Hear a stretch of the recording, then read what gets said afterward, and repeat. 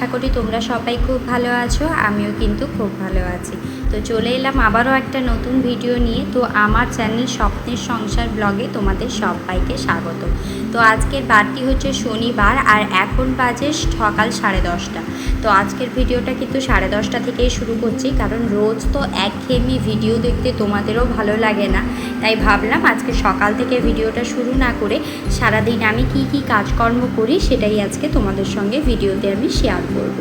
তো প্রথমেই কিন্তু সকালে উঠে আমি রান্নাবান্না করে নিয়েছি, ঘরদোর ঝাঁট দেওয়া, বিছানা গোছানো, তোমাদের দাদাভাইকে অফিস পাঠানো, সোনা পাপাকে খাওয়ানো, সমস্ত কিছুটা কিন্তু আমার সকালে উঠেই কমপ্লিট হয়ে যায়। সেটা তো তোমরা যারা আমার ভিডিও রেগুলার দেখছো তারা তো অবশ্যই জানবে যে সকালে উঠে আমার কি পরিমাণ কাজ থাকে। তো এটা কিন্তু সকালে ব্রেকফাস্ট করার পর থেকে আজকে আমার যা যা কাজ থাকে তাই তোমাদের সঙ্গে শেয়ার করব। তো প্রথমেই আমি ব্রেকফাস্ট করে নিয়েছি। ব্রেকফাস্ট করার পরে এখন যে আমার এত লম্বা লম্বা চুল দেখছো, এই চুলটাকে এখন ভালো মতন করে আমি বেঁধে নেব। তো আমার কিন্তু এত লম্বা চুল আমার পক্ষে ছেড়ে রাখা বা বিনুনি করে রেখে কাজ করা মোটেও সম্ভব হয় না। তো সব দিন যেভাবে আমি চুল আঁচড়াই, তো সেভাবেই আজকেও চুলটা আঁচড়ে নিয়েছি। আর এত গরম পড়েছে, চুল যদি একটু ঘাড়ের কাছে বা মুখের সামনে চলে আসছে ভীষণ বিরক্ত লাগছে। আর এত বড় চুল কেটে ছোট করতে আমার ভালোও লাগে না। আর আমার চুলটা দেখতেই পাচ্ছ, আমি কিন্তু কোনো রকম স্ট্রেট করিনি, নর্মালি আমার চুলটা এরকমই স্ট্রেট আর ভীষণ সিল্কি। তো তোমরা যদি কেউ আমার কাছে আমার চুলের ডেলি কেয়ার রুটিন জানতে চাও, অবশ্যই ভিডিওর নিচে কমেন্ট করবে। আমি আমার চেষ্টা অনুপাতে তোমাদের সঙ্গে শেয়ার করে ধরার চেষ্টা করব। তো একটা ভিডিওতে তো কোনোভাবেই কোনো কিছু বলে ওঠা সম্ভব হয় না। তোমরা যদি বলো তাহলে কিন্তু আমার হেয়ার কেয়ারের উপরে আমি একটা আলাদা ভিডিও তোমাদের সঙ্গে শেয়ার করব। তো এখানে দেখতেই পেলে চুলটা আঁচড়ে নিয়েছি, আর কতটা কম আমার চুল উঠেছে দেখো, এর চেয়েও কিন্তু কম আমার চুল ওঠে। তারপরে দেখো চুল আঁচড়ানো কমপ্লিট হয়ে গেছে। এখন কিন্তু জামা কাপড়গুলো ভিজোতে দিয়ে এসেছি, ভিজোতে দিয়ে আমি এখন ঘরদোরটা মুছতে এসেছি। তো যতটা সম্ভব তাড়াতাড়ি কাজ করার চেষ্টা করছি, কারণ রোজই কিন্তু কাজ করে উঠতে আমার বেলা 1টা বেজেই যায়। তো আজকে ভাবছি একটু তাড়াতাড়ি কাজগুলো কমপ্লিট করব, কারণ টানা গরমের জন্য না বেশ কয়েকদিন আমার ঘুম ঠিকঠাক হচ্ছে না। আর ঘুম ঠিকঠাক না হওয়ার জন্য মাথার যন্ত্রণায় ভীষণ পরিমাণ সমস্যায় ভুগছি আর কষ্টও পাচ্ছি। তো ভাবছি তাড়াতাড়ি কাজবাজ শেষ করে আজকে একটু দুপুরে টানা ঘুম দেব, ভাত ঘুম দেব। কবে থেকে না একেবারে ঘুম আসছে না, একটু ঘুম হচ্ছে, ঘুম ভেঙে গেলে আর একেবারে ঘুমই আসছে না। তাই আজকে তাড়াতাড়ি করে সমস্ত কাজ করব, কাজ করে খাওয়া দাওয়া করে সোনা পাপাকে নিয়ে আমি কি একটু ঘুমিয়ে পড়ব। আর ঘুম না হলে বুঝতেই পারছো কেমন বিরক্ত লাগে। আর যারা আমার মতো একা হাতে সংসার সামলাও, বাচ্চা সামলাও, তাদের জন্য কিন্তু নিজের শরীরের সুস্থতা, নিজের যত্ন নেওয়াটা অবশ্যই দরকার। কারণ নিজের শরীর যদি ভালো না থাকে তাহলে কিন্তু কোনো রকমই একা হাতে নিজের সংসারটাকে সামলে নেওয়া একেবারে হয়ে ওঠে না। আর এই যে শরীরের কষ্টটা, এটা একমাত্র মা ছাড়া কেউই হয়তো বুঝবে না। অনেকে আছে মুখে বলবে যে হ্যাঁ কষ্ট হচ্ছে, শুনলেও কিছু করার নেই, নিজেকেই সমস্ত কিছু করে নিতে হবে। কিন্তু এটা যদি মা হতো, যদি আমি বাবার বাড়িতে থাকতাম, তাহলে কিন্তু আমাকে একটাও কাজ করতে হতো না, সমস্ত কাজটাই মাই আমার করে দিত। তো কিছু করার নেই, বিয়ের পরে প্রত্যেকটা মেয়ের জীবনই আমার মতোই হয়ে যায়। তো প্রত্যেকের জীবনে একই কাহিনী শুনতে শুনতে মাথা খারাপ হয়ে যাবে। তো এদিকে কিন্তু সমস্ত ঘরটা আমার ভালো মতন করে মোছা হয়ে গেছে। এখন এই যে বাইরের পাশটা আছে ওটাও ভালো মতন করে মুছে নিচ্ছি। তো এই ঘরগুলো একটা করেই কিন্তু মালিক ভাড়া দিয়ে থাকে, কারণ এই একটা রুমেই অ্যাটাচ কিচেন আর রুম থাকে, আর বাথরুমটা বাইরে। তো আমরা যেহেতু দুটো রুম পেয়েছি, তো আমাদের কিচেন দুটোই আছে, কিন্তু এই রুমটাকে আমরা কিচেন হিসেবে ব্যবহার করি না। এই রুমটাকে পুরোপুরি বেডরুম আমরা বানিয়ে নিয়েছি, আর কিচেনের জন্য একটা আলাদা রুম বানিয়েছি। তো জামা কাপড়গুলো কেচে আমি জলটা ভর্তি করতে দিয়ে এসেছিলাম, কারণ যে ট্যাপটাতে আমি জামা কাপড় কাচি ওই ট্যাপে কিন্তু ভীষণ স্লো জল পড়ে। তো জল পুড়তে অনেকটাই সময় লেগে যায়। তো যতক্ষণ জল পুড়তে টাইম লাগবে ততক্ষণের ভিতরে আমি ঘরটা মুছে নিয়েছি, একটা ঘর মুছে নিয়েছি। তো সোনা পাপাকে বললাম জলটা ভর্তি হয়ে গেছে, তুমি গিয়ে ট্যাপটা বন্ধ করে দাও। তো ও কিন্তু নর্মালি প্রায় প্রত্যেক দিন গিয়ে আমি বললেই ট্যাপটা বন্ধ করে দেয়, কিন্তু আজকে কিন্তু আর কিছুতেই ট্যাপটা বন্ধ করছিল না, মানে জল ঘাঁটছিল বসে। তো আমাকেই গিয়ে অনর্থে সমস্ত ট্যাপটা বন্ধ করে দিয়ে আসতে হলো। আর এই যে দেখো নতুন দুটো পাপোশ নিয়েছিলাম, পাপোশ দুটো না ভীষণ সুন্দর। ভাবছিলাম যে উলের পাপড় কিছুদিন পরে যদি আবার উঠে যায়, কিন্তু না, ভীষণ সুন্দর। আর এখানে দেখো সোনা পাপাকে বলছি একটু সরে দাঁড়াও, কারণ এই কলতলাটায় যেহেতু সবাই জলের কাজ করে থাকে, ভীষণ পরিমাণে শ্যাওলা পড়ে গিয়েছে। আর কয়েকদিন ধরে কেউই পরিষ্কার করছে না।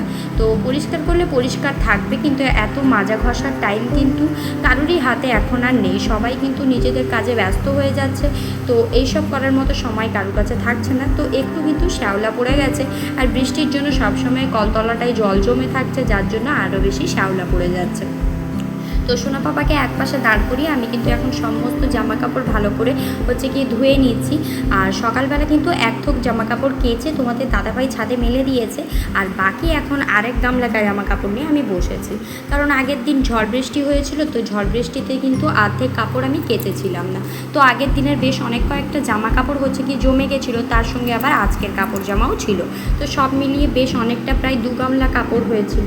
তো 1 গামলা আমি কাচ্ছি, 1 গামলা তোমাদের দাদাভাই কেচে দিয়ে গেছে। তো চলো এখন ঝটপট করে জামা কাপড়গুলো সমস্তটা ধুয়ে নেওয়া যাক। ধুয়ে নিয়ে এগুলোকে সমস্ত নিয়ে ছাদে যাব। ছাদে গিয়ে যে জামা কাপড়গুলো শুকে গেছে ওগুলোকে তুলবো, তারপরে ভিজে জামা কাপড়গুলো মেলবো।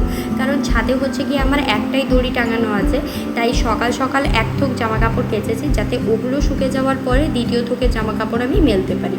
নাহলে একটা দড়িতে তো খুব একটা বেশি জামা কাপড় ধরবে না, তাই অল্প অল্প করেই আমাকে কিন্তু কেচে জামা কাপড়গুলো শুকোতে হয়েছে। আর আজকেই সব কিছু জামা কাপড়গুলো কাচ্ছি, কারণ এখন এখানে প্রায় বৃষ্টি লেগে থাকছে। তো বৃষ্টি যদি হয় তাহলে জামা কাপড় কিন্তু আবারও আমার জমে যাবে, তাই আজকে কষ্ট হলেও কিন্তু আজকে এই জামা কাপড়গুলো আমি কেচে নিয়েছি। তো ঘর যে মুছেছিলাম, ঘর মোছা বালতিটাও এখন ধুয়ে নিচ্ছি পরিষ্কার করে। তো সমস্ত কাজ নিচে শেষ করে এখন এসেছি ছাদে। যে সমস্ত জামা কাপড়গুলো বললাম সকালে কেচে ধুয়ে মেলে দেওয়া হয়েছিল, ওইগুলোই এখন তুলে নিচ্ছি। আর ভেজা জামা কাপড়গুলো তারপরে মেলবো। তো চলো ঝটপট করে এখন শুকনো জামা কাপড়গুলো তুলে নিই। আর তুলে না এইখানে একটা জট করে রেখে দিচ্ছে, যখন যাব তখন নিয়ে যাব। আসলে একটা আলাদা গামলা আনতে হতো, আমি আসলে একটা আলাদা গামলা তো নিয়ে আসিনি, খেয়ালই হয়নি, মনে করেছিলাম কিন্তু বেখেয়ালে চলে এসেছি। তাই এখানেই আমাকে সমস্ত গামলাগুলোকে জামা কাপড়গুলো তুলে তুলে রাখতে হচ্ছে। তো চলো এখানেই জামা কাপড়গুলো এখন রেখে দিই, তারপরে ভিজা জামা কাপড়গুলো মেলবো। তো চলো ঝটপট করে জামা কাপড়গুলো তুলে নিই।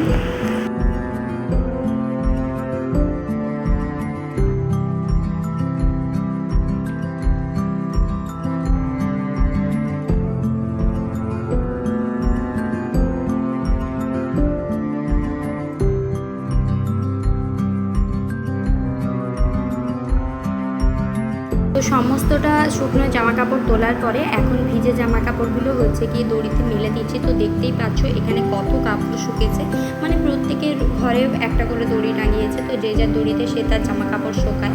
এখানে বাড়ি মালিকের ঘরেও দড়ি টাঙানো আছে, তারপর নিচে যে 5টা রুম আছে, 5টা রুমের 5টা দড়ি আছে, পুরো ছাদটা শুধু খালি দড়িময়। কারণ প্রত্যেকটা ভাড়া বাড়ির এই একই অবস্থা, ছাদে পা রাখার জায়গা নেই, দড়িতেই ভর্তি হয়ে যায়। কারণ প্রত্যেকের ঘরে আলাদা আলাদা কাপড়। আর এখানে সোনা পাপাকে নিয়ে এসেছি, আর সোনা পাপা আমাকে এত বিরক্ত করাচ্ছে, যেহেতু ছাদের চারিপাশটা ঘেরা নেই, খোলা।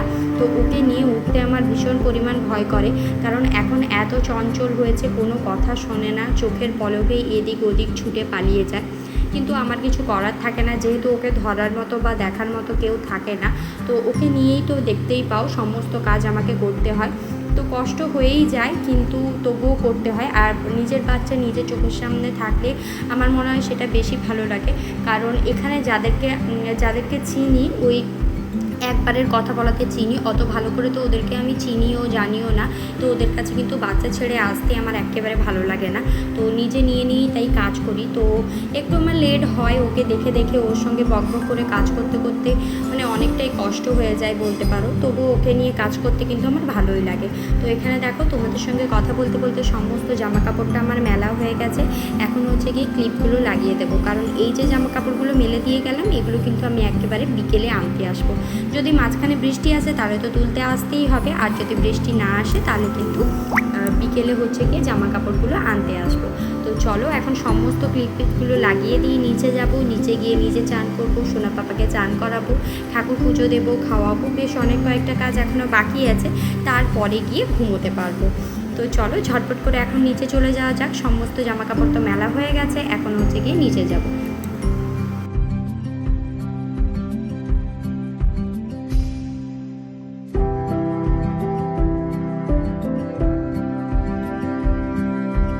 তো নিচে এসে ঠাকুরকে পুজো দিয়ে নিয়েছি। তো আজকের ভিডিওটা এখানেই শেষ করছি। কেমন লাগলো অবশ্যই জানাবে, যদি ভালো লাগে একটা লাইক আর সাবস্ক্রাইব করে দেবে।